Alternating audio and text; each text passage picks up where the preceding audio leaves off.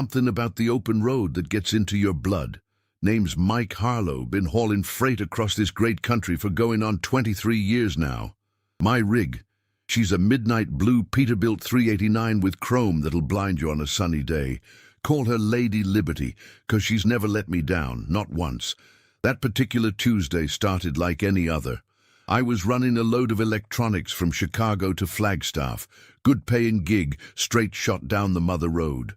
Route 66 might not be what she once was, but us old-timers, we still call her by a proper name. Interstate 40, just don't have the same ring to it, you know. I just passed through Tulsa, radio crackling with the usual chatter. Breaker 19, this is Sidewinder. Got a bear in the air about 5 miles east of Catoosa. Just the normal warnings about speed traps and road conditions. My thermos was full of coffee black as midnight, and I had a fresh pack of beef jerky on the dash. Life was good, simple, the way I like it. See, my life ain't complicated. I got my rig, my schedule, and my freedom. Ex-wife back in Tennessee got the house and most everything else 10 years back.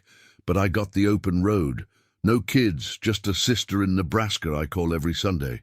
Most nights, it's just me and Lady Liberty, rolling through America while everyone else is sleeping. That day, I was making good time.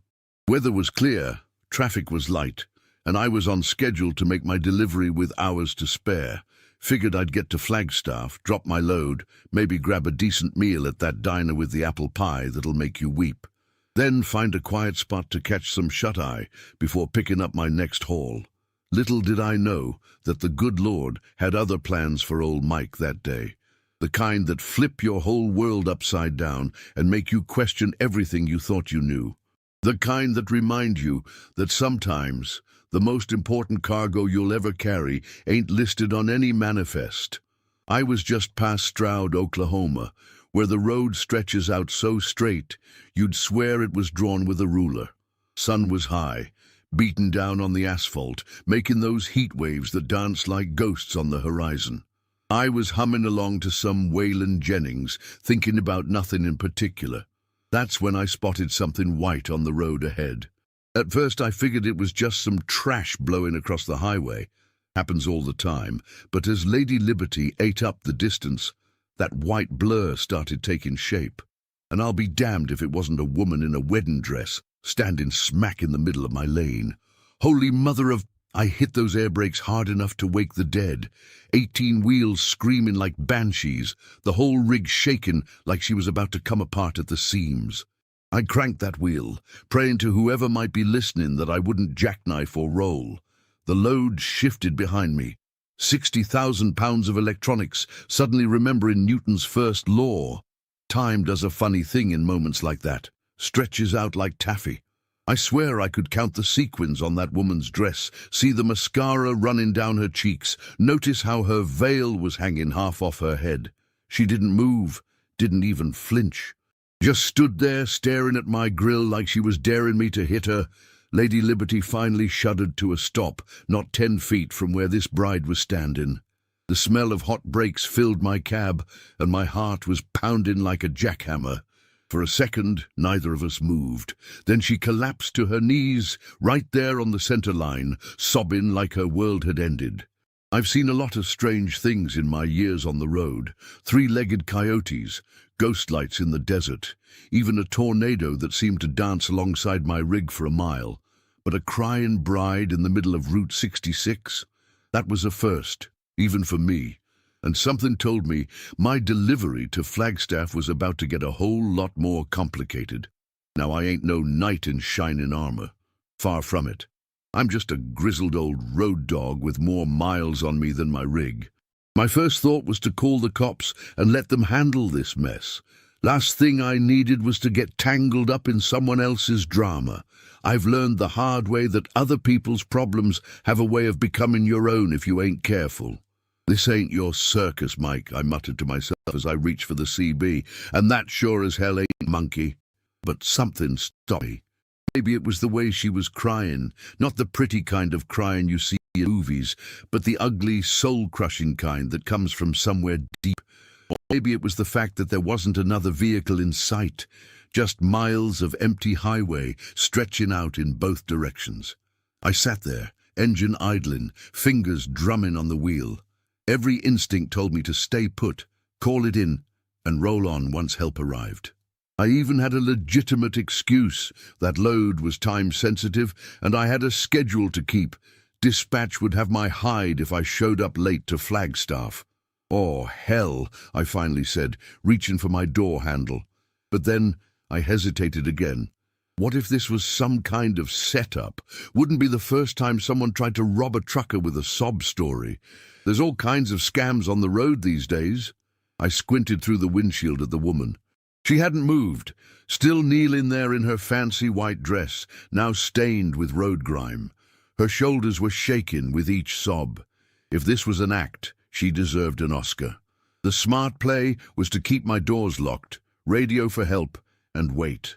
That's what the safety trainings all tell you. Never exit your vehicle for a stranger. But 23 years on the road teaches you something about human misery that no training manual covers. I reached for my phone instead of the CB. Figured I'd at least have 911 on the line before I stepped out, but wouldn't you know it, dead zone, not a single bar of service, because of course it was. The universe wasn't gonna make this easy on old Mike. As I was sitting there, debating what to do, my CB crackled to life. Breaker 19 for the Blue Pete stopped on eastbound 66. You got your ears on, driver? I recognized that gravelly voice immediately. It was Old Man Jenkins, a legend among us highway cowboys. Must have been pushing 80, but still hauled livestock across the Southwest. Had more wisdom in his pinky than most folks have in their whole body. "This is Midnight Mike," I responded, using my road name. "Got a situation here, Jenkins." "I can see that, son. Passed by westbound about 2 miles back, turned around at the next exit, parked just up the road from you." I looked in my mirror, and sure enough, there was Jenkins' white Kenworth, hazards blinking. "Got a bride, looks like she's having the worst day of her life," I said. Jenkins chuckled, a sound like rocks in a tumbler. "In all my 1,000,000+ miles, never seen nothing like that. But I'll tell you this, Mike. Sometimes the good Lord puts us in places for a reason. Might not be in your logbook, but some detours are meant to be taken." I sighed. Jenkins had this way of making the complicated seem simple. "Could be trouble," I warned. "Life is trouble," he shot back. "Question is whether it's the kind worth getting into. My daddy told me something when I was just a greenhorn. Said there's 3 things a man should never ignore: a smoking engine, a crying woman, and his own conscience. I'm thinking all 3 apply here." He was right, damn him. I knew it in my gut. "I'll back you up," Jenkins added. "Got my shotgun if this turns south. But something tells me that girl needs help, not buckshot." That was all I needed to hear. If Jenkins thought it was worth investigating, that was good enough for me. He'd been my unofficial mentor since I was a rookie driver, always seeming to show up when I needed guidance most. Some might call it coincidence. I call it providence. 10-4, old-timer, I said, reaching for my door handle again. "I'm going in." The heat hit me like a furnace when I stepped down from my cab. Oklahoma in August ain't no joke. Must have been pushing 100 degrees. Sweat started beading on my forehead before my boots even hit the asphalt. I approached the bride slow and steady, like you would a spooked animal. She still hadn't moved from her knees, though her crying had quieted some.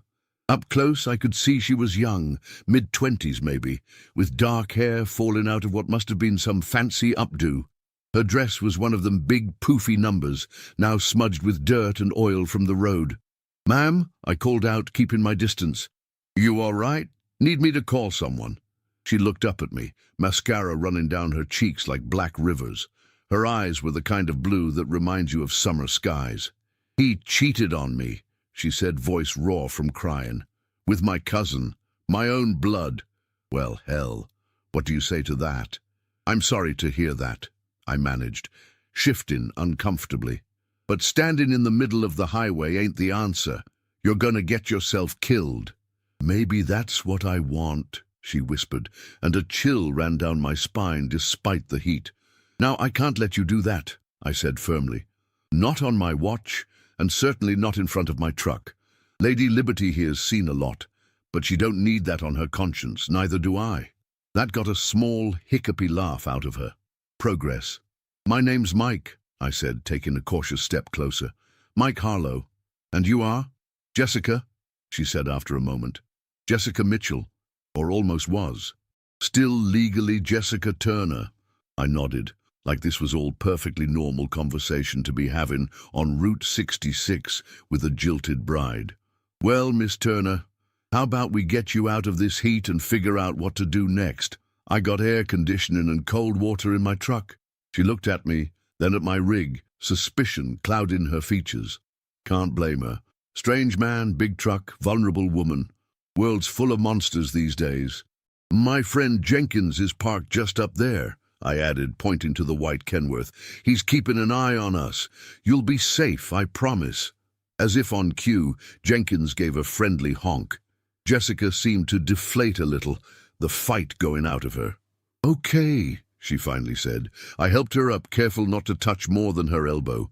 Her wedding dress weighed a ton, all that fabric and beading. Must have cost a fortune. As we walked toward my truck, I couldn't help but feel like I was crossing some invisible line, stepping away from my orderly, solitary life into something messy and unpredictable. Once I got Jessica settled in my passenger seat with a cold bottle of water, I radioed Jenkins to let him know we were okay. The old man promised to follow us to the next town, just to be safe. That's the kind of brotherhood you find on the highway. Strangers looking out for each other. So, I said, pulling back onto Route 66, want to tell me what happened, or would you rather just sit quiet for a spell? Jessica took a long drink of water, then sighed. It was supposed to be the happiest day of my life, she began. Everything was perfect. The church, the flowers, my dress. She gestured down at the now ruined gown. 200 guests. My daddy spent his savings on this wedding. I nodded, keeping my eyes on the road but listening intently. Then came the part where the minister asks if anyone objects, she continued, voice hardening. And my cousin Amber, my maid of honor, my best friend since kindergarten, stands up and announces she's in love with David, that they've been seeing each other for months. Damn, I muttered. That's cold. David just stood there, Jessica said, tears welling up again. Didn't deny it. Just looked relieved, like he was glad it was finally out in the open. The truck's CB crackled. Breaker for Midnight Mike. You got company coming up fast behind you. Black SUV, tinted windows, moving like they're on a mission. I checked my mirrors and sure enough there was a vehicle approaching rapid-like. 10-4, Jenkins, I see him. Jessica twisted in her seat to look. That's David's brother's car, she gasped. How did they find me? Small town? I asked. Stroud's not that small, but everyone knows everyone, she admitted, and a runaway bride isn't exactly inconspicuous. The SUV was gaining on us, flashing its lights now. What do you want me to do? I asked her. I can stop and talk to them, or we can keep rolling. Jessica's face hardened. Keep driving, please. I can't face them right now. I nodded and pressed down on the accelerator. Lady Liberty responded like the faithful girl she is, picking up speed. The SUV stayed on our tail. Breaker 19, came Jenkins' voice again. I'll run interference, Mike. You get that girl clear. Now, before I could respond, I watched in my mirror as Jenkins maneuvered his Kenworth between us and the SUV, effectively blocking them. Your friend is helping us, Jessica asked, surprised. That's what truckers do, I said simply. We look out for each other, and right now, you're under our protection. The SUV fell back, unable to get around Jenkins' massive rig. I silently thanked the old man, knowing I'd owe him a steak dinner next time we crossed paths. Where are we going? Jessica asked after a while. Good question. I hadn't thought that far ahead. Next town's Chandler, I said. We can stop there, figure out your next move. You got family you can call, friends who aren't involved in this mess. She shook her head. My parents are probably still at the church, dealing with the fallout. My sister lives in California. I just needed to get away. I nodded, understanding that feeling all too well. Sometimes the open road is the only answer. Well, I said, I'm headed to Flagstaff. You're welcome to ride along as far as you need. No pressure, no expectations, just one human helping another." Jessica looked at me for a long moment like she was trying to read my soul. Then she nodded. "Thank you, Mike. I don't know what I would have done if you hadn't stopped." I didn't say what we were both thinking, that if I hadn't stopped, she might not be here at all. Instead, I just tipped my cap and kept my eyes on the horizon, wondering what in tarnation I'd gotten myself into. As we rolled through Chandler, Jessica started opening up more. Turned out she and David had been together since high school, 8 years total. He'd proposed at her college graduation, and they'd spent a year planning the perfect wedding. All that time, he'd been sneaking around with her cousin. There were signs, she admitted, staring out the window at the passing landscape. Late nights at work, mysterious text messages, I just didn't want to see them. We stopped at a truck stop outside of Oklahoma City. Jenkins had peeled off after confirming the SUV was long gone, but not before extracting a promise that I'd check in regular-like. "Need to make a call?" I asked Jessica, noticing she didn't have a purse or phone. "Left everything at the church," she explained. "Ran out in blind panic, not my proudest moment." I handed her my cell. "Call whoever you need to. I'll grab us some food." When I returned with sandwiches, she was just hanging up, eyes red but calmer. "My mom," she explained. "She was worried sick. Told her I'm safe, just need some time." "She okay with you hitching a ride with a strange trucker?" I asked, half joking. Jessica almost smiled. "I described you. She said you sound like her uncle who drove trucks. Said to tell you thanks for not letting me become roadkill." We ate in companionable silence before hitting the road again. The sun was setting now, painting the sky in shades of orange and purple that no artist could capture. "I've never been west of Oklahoma City," Jessica confessed as we crossed into the Texas Panhandle. "Never seen the desert or mountains." "Well, you're in for a treat," I told her. "Route 66 shows you America's soul, the real America, not the shiny version in magazines." Night fell, and with it came a strange tension. Not the romantic kind, more like we were driving into something bigger than ourselves. The radio started picking up static, and the stars overhead seemed unnaturally bright. "Mike," Jessica said suddenly, voice tight. "I think someone's following us again." I checked my mirrors. Sure enough, headlights in the distance, gaining fast. But this wasn't the SUV from before. This was a sleek sports car, moving like a predator. "Hang on," I muttered, grip tightening on the wheel. Things might get interesting. The sports car, some fancy European number, pulled alongside us just past Amarillo. The passenger window rolled down, and a man's face appeared, illuminated by the dashboard lights. Handsome in that polished country club way. Had to be David. "Jessica!" he shouted over the road noise. "We need to talk!" Jessica shrank in her seat. "That's him," she whispered unnecessarily. I glanced over. "Want me to stop?" She shook her head violently. "No, please." The car kept pace with us. The driver, must have been the brother, maintaining a steady 70 Mediso. "You're being childish," David shouted. "Running away with some truck driver. What will people think?" That got my hackles up. "Mister," I called back, "the lady doesn't want to talk. I suggest you back off before things get unpleasant." David's face contorted with anger. "This isn't your business, old man. That's my fiancée." "Ex-fiancée," Jessica corrected, finding her voice. "You lost the right to call me that when you slept with my cousin." The sports car swerved closer, nearly sideswiping us. I held steady, but my heart was racing. 18 wheels against a sports car wouldn't end well for them, but I didn't want anyone getting hurt. "Pull over," David demanded. "Now!" Instead, I reached for my CB.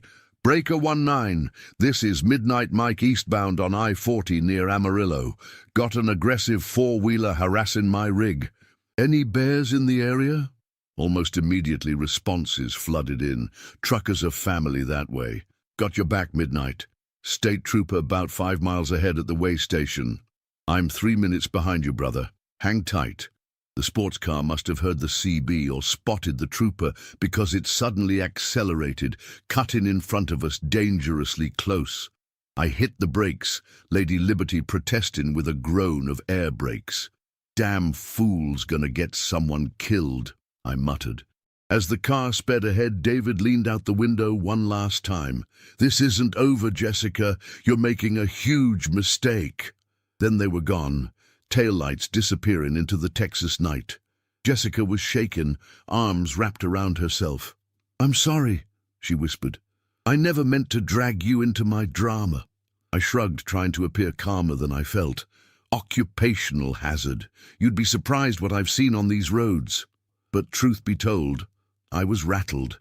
Not by the confrontation itself, but by how protective I'd felt of this woman I'd known less than a day. It wasn't romantic. I'm old enough to be her father, but something deeper. Like I was exactly where I needed to be, doing exactly what I was meant to do. As we rolled through Chandler, Jessica started opening up more. Turned out she and David had been together since high school, 8 years total.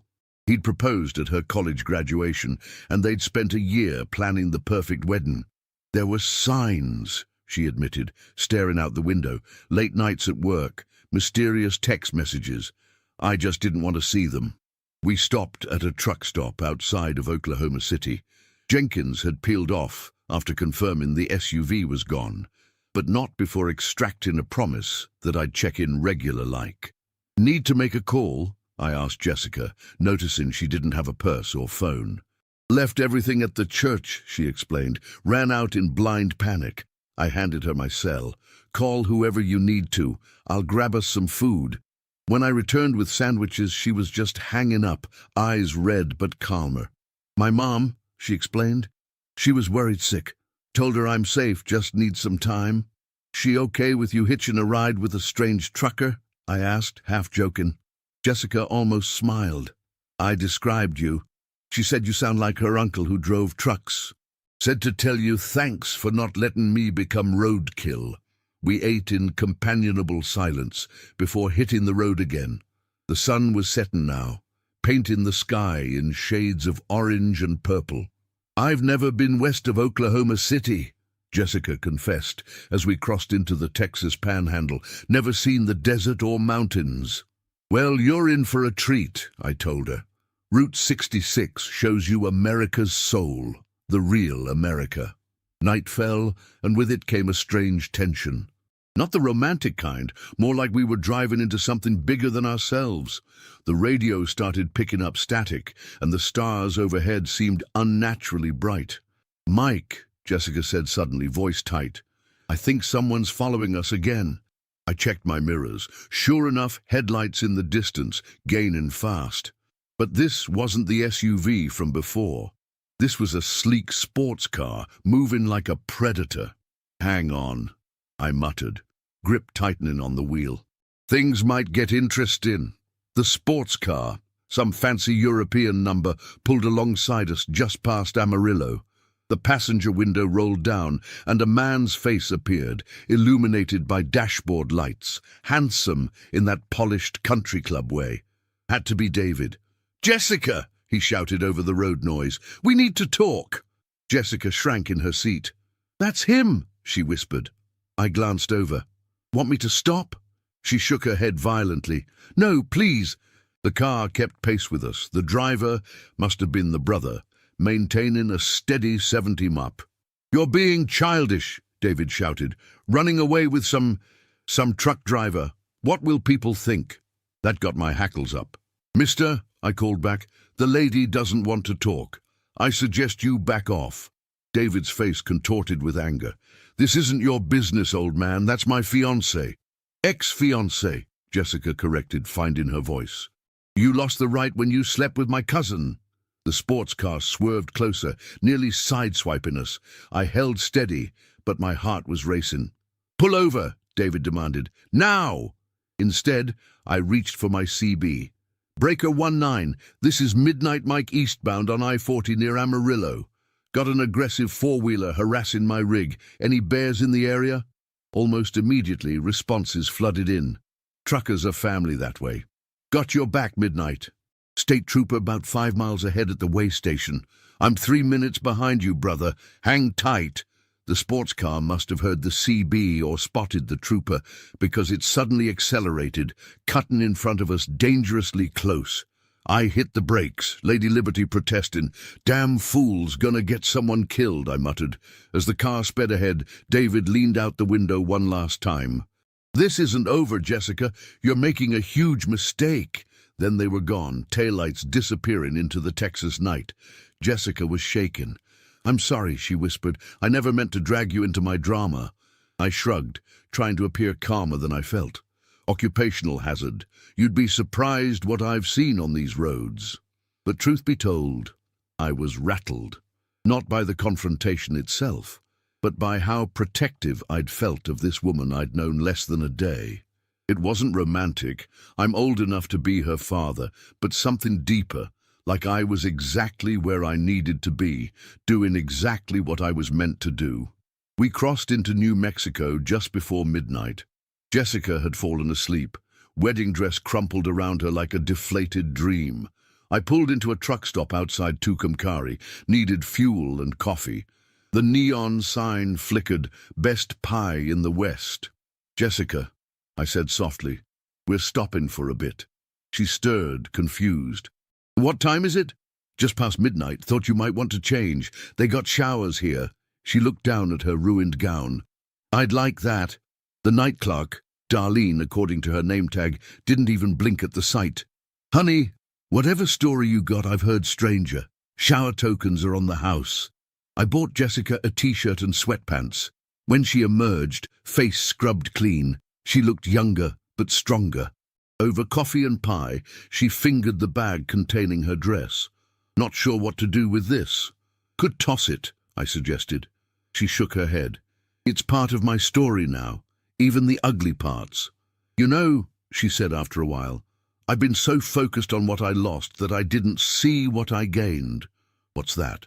"Freedom. I was about to marry a man who didn't love me enough to be faithful. And perspective," she continued, "meeting people like you. It's like I've been living in a bubble." "The road clears your head," I agreed. "Thank you, Mike, not just for stopping, for saving me from myself." I felt something shift inside me, a frozen peace thawing out. Not romance, but purpose. We left at dawn, the sky painted in gold. Jessica seemed different, calmer. She'd made plans to fly home from Flagstaff in a few days. "Mum was ready to call the FBI," she told me. I chuckled. Glad she didn't. Don't need a bride nap in charge. The New Mexico landscape amazed her. Red rocks, endless sky. She took pictures, face bright with wonder. "I've lived planning every detail," she said. "Look what I've been missing." In Gallup, I checked messages. Dispatch wondered about my schedule. Reality check. I still had a job. "Everything okay?" Jessica asked. "Might lose my bonus for being late." She looked stricken. "Because of me?" I waved her off. Some things matter more than schedules. Later, she grew thoughtful. "I've been thinking about what's next." "After Flagstaff?" She nodded. "Can't go back right away. Everyone will be talking." "What's your plan?" "My sister wants me to move to California. Maybe it's time for a fresh start." "What about you?" she asked. "Ever think about settling down?" The question caught me off guard. The road had been my only home for years. "Sometimes," I admitted, "but I get restless." "We're both starting over," she observed. Crossing into Arizona, I realized she was right. This unexpected passenger had shifted something in me, making me question my solitary existence. The Arizona desert stretched before us, painted in shades of rust and gold. We were making good time despite our detours, and Flagstaff was just a couple hours away. "Tell me about your life, Mike," Jessica said, breaking a comfortable silence. "How'd you end up driving trucks?" I chuckled. "Not much to tell. Was in the army, then tried the office life. Felt like a cage, started driving and never looked back. No family? Ex-wife in Tennessee. No kids. Just me and Lady Liberty here. You ever get lonely?" she asked. The question hit deeper than expected. "Sometimes," I admitted, "but there's a difference between being alone and being lonely." We were passing through Winslow when a familiar sports car appeared in my mirror. "You gotta be kidding me," I muttered. Jessica twisted to look. David? Again? How did he? Must have been tracking your phone calls to your mama, I said grimly. The car sped up, flashing lights. This time I pulled over. Running wasn't solving anything. Mike, please don't. Trust me, I said. Sometimes you gotta face what's chasing you. David stormed up to my door before I even cut the engine. I stepped down to meet him, keeping myself between him and my truck. Where is she? He demanded. Calm down, son, I said evenly. She's safe. I need to talk to her, he insisted, less aggressive now. That's her choice, not yours. Jessica appeared beside me, standing tall in her borrowed clothes. I'm here, David. He looked shocked at her transformation. Jess, please come home, everyone's worried. I'm not ready, she said firmly, and we're done. You know that, right? He deflated. I made a mistake, a terrible mistake. Yes, you did, she agreed, and I'm grateful. Grateful? He echoed, confused. If you hadn't cheated, if Amber hadn't spoken up, I might have spent years in a marriage built on lies. So thank you, truly. I watched something remarkable happen. Jessica standing in her power, facing her past without bitterness. She wasn't the same woman who'd thrown herself in front of my truck. David seemed to realize it too. You've changed. Yes, she said simply. I have. David left without much more fuss. Just a sad nod and a final, I'm sorry. His brother waited in the car, engine running. You okay? I asked Jessica as we watched them drive away. Better than okay, she said, a genuine smile lighting up her face. I feel free. We reached Flagstaff by late afternoon. My delivery was only a few hours late, not enough to lose the contract, just the bonus, worth every penny. What now? I asked, as we sat in a diner near the depot, celebrating with burgers and shakes. My flight's tomorrow, she said. Then I'm packing up my apartment and heading to California. My sister's ecstatic. Sounds like a solid plan. Jessica studied me. What about you, Mike? Back to the endless road? I considered this. You know, I've been thinking, maybe it's time I put down some roots. Not quit driving, but have a home base somewhere in the Southwest, maybe. Because of me? She asked, surprised. I shook my head. Because of what you reminded me. Life ain't just about the journey. It's about the connections we make along the way. We exchanged numbers and promised to keep in touch. The next morning, I drove her to the airport. I don't know how to thank you, she said at the departure gate. Live your best life, I told her. That's thanks enough. She hugged me tight. You saved me, Mike Harlow. Nah, I said, throat suddenly tight. You saved yourself. I just provided the wheels. 6 months later, I bought a small house outside Flagstaff. Still drive routes all over the country, but now I've got a place to come back to. Jessica's doing great in California, started her own business. We talk every couple weeks. Sometimes the most important journeys aren't marked on any map. Sometimes the most valuable cargo isn't listed on any manifest. And sometimes the best detours in life are the ones you never planned to take. That day,